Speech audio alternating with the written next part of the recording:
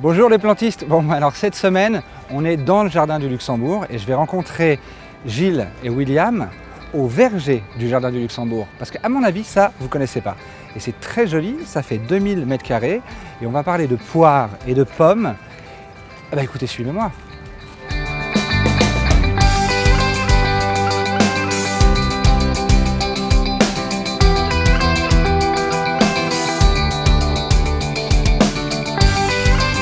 Bon, alors là, je suis avec William, qui est jardinier au Jardin du Luxembourg, ici, qui s'occupe particulièrement du verger. Et je suis aussi avec Gilles. Il est l'auteur d'un livre que William m'a conseillé, qui s'appelle « La collection fruitière du Jardin du Luxembourg » et aux éditions Naturalia et du Sénat, qui est une librairie en ligne maintenant, si vous voulez l'acheter. C'est 20 € et c'est vraiment pas mal. Et alors Gilles, toi, tu écris un peu, et puis tu es un peu historien surtout.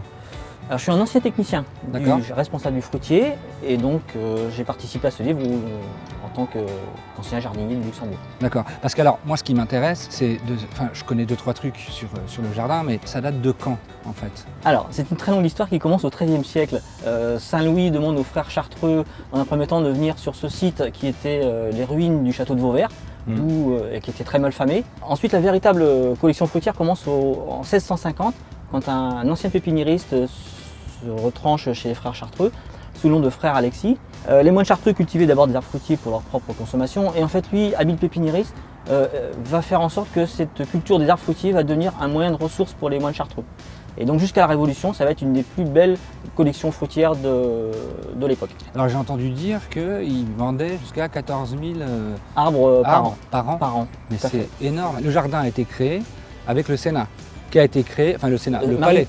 Le palais date de Marie de Médicis, qui a acheté ses terres en 1612, et donc elle a toujours connu les frères Chartreux qui étaient bien avant elle dans le quartier. En 1612, quand elle achète ses terres pour construire son palais, est déjà confrontée à un problème de terrain, puisqu'en fait les moines Chartreux qui étaient là depuis très longtemps ne voulaient pas lui vendre leurs terres. Ah, ils voulaient carrément pas leur vendre. Ah oui, pas du tout. Ouais. Et les moines Chartreux cultivaient déjà à l'époque plus de 30 hectares d'arbres fruitiers et différentes autres cultures telles que des céréales. Sachant que maintenant, le jardin du Luxembourg fait 22 hectares. Tout à fait. C'est ça? La configuration actuelle du jardin, ça date de Haussmann, 1860-70, avec vraiment une restriction de l'espace.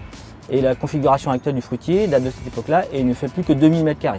Bon, en tout cas, merci Gilles. Maintenant, on passe de la théorie à la pratique. Et je pars avec William pour voir l'autre partie du verger. Au revoir. Salut, à bientôt. À bientôt. Merci. On y va? Allez, hop, parti. Bon, William, merci de me recevoir ici. Donc, c'est toi qui t'occupes un peu de ce jardin, du verger. Oui, c'est moi, oui, avec Franck Delalex, qui est mon responsable depuis 7 ans. Et moi, c'est une question que j'ai souvent, c'est est-ce qu'on peut mettre des fruitiers en pot sur un balcon ou sur une terrasse? Qu'est-ce que tu dis, toi? Tout à fait. Généralement, il vaut mieux avoir une terre pas trop lourde, donc il vaut mieux faire un petit mélange de terre franche, voilà, la terre des champs, la terre un petit peu... et on apporte un petit peu de terreau de jardin, terreau noir qu'on mélange, ça c'est important. Et surtout aussi, comme pour toutes les plantes qui vont être mises dans des bacs, sur balcon, un bon drainage. Moi j'aimerais qu'on se balade un petit peu là, parce que il y a quand même des tailles incroyables, ça, je sais pas comment ça s'appelle, mais en croisillon. Oui, en croisillon. Ouais. C'est dingue, enfin on va voir, allons-y, tout simplement. Et dis-moi, ça c'est 1598, c'est l'année d'obtention de... Ça c'est l'année d'obtention de cette variété-ci. D'accord. Un Calvi blanc, voilà. Ah oui, c'est pas jeune quoi. Non, c'est pas jeune. C'est du temps des Chartreux. D'ailleurs, on peut observer qu'il y a un petit moine chartreux. Et alors après, tu as ça. Alors ça, c'est pas mal ce système. Ça, c'est l'ensachage. Ouais, j'adore le dire ce mot. Oui. L'ensachage. Ça se pratique lorsque le fruit fait la taille d'une noix en fait. Mais là, ce sont des sachets spéciaux? Là, ce sont des sachets en papier craft. Voilà. D'accord. Là, la pomme s'est détachée toute seule. Oui. Donc c'est qu'elle est mûre, non? Ça veut dire qu'il va falloir la récolter tout simplement. Les sachets, on va les recevoir, on les reçoit plats et sans encoche. C'est nous qui allons faire les encoches, ici, ici, là, un petit V ici, et une petite encoche généralement sur le côté. Pour éviter que l'eau ne stagne. Ici. C'est pour que le fruit puisse respirer. Là, ce sont les attaques de guêpes. Ouais, et c'est fou, elles sont toutes attaquées. Tous les sachets sont attaqués par les guêpes. Alors si on met ces sachets ici, c'est pour protéger les fruits des attaques de guêpes, des ramiers Ouais. mais aussi ça peut les protéger aussi des maladies, de l'oïdium. Oui, alors moi ce qui m'étonne toujours, c'est qu'ici, on a quoi, 1 mètre entre deux. Environ 1 mètre, oui, à peu Voilà. près. 1 Et mètre. tu récoltes énormément de pommes et de poires ici. Oui, oui, suivant les années, hein, suivant le Donc temps ça, qu'il c'est a gr- fait. Et ça, c'est grâce au palissage. Ça, c'est grâce au palissage, parce que sur une longueur, on peut mettre plusieurs formes différentes, notamment des hues simples, et en plus, ce sont des variétés différentes. Oui, c'est ça. Et l'espacement entre les charpentières est de 30 cm. D'accord. voilà. Et à ce propos, tu as combien de variétés de poires et de pommes différentes ici? Bon, au verger du Luxembourg, Ouais, on a environ 350 variétés de pommes et environ 250 variétés de poires. Sans d'accord. compter qu'on a aussi quelques pêchers, brugnons et un amandier qui, Ah oui.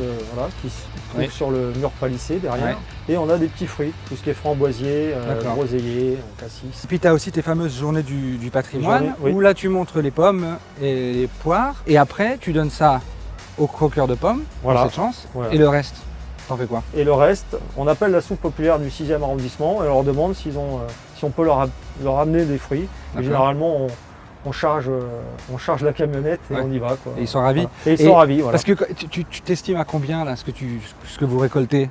Et par exemple, l'année dernière, tu sais un peu ce que vous avez récolté Alors, ou pas? l'année dernière, allez, on va dire 200 kilos et encore, je suis même pas sûr. En tout cas, merci de m'avoir reçu dans cet endroit incroyable que j'adore, en plein Avec cœur plaisir. du Jardin du Luxembourg. Oui. Donc on peut le visiter sur rendez-vous, avec toi ou avec Franck. Oui, Sinon, aux Journées du patrimoine. oui.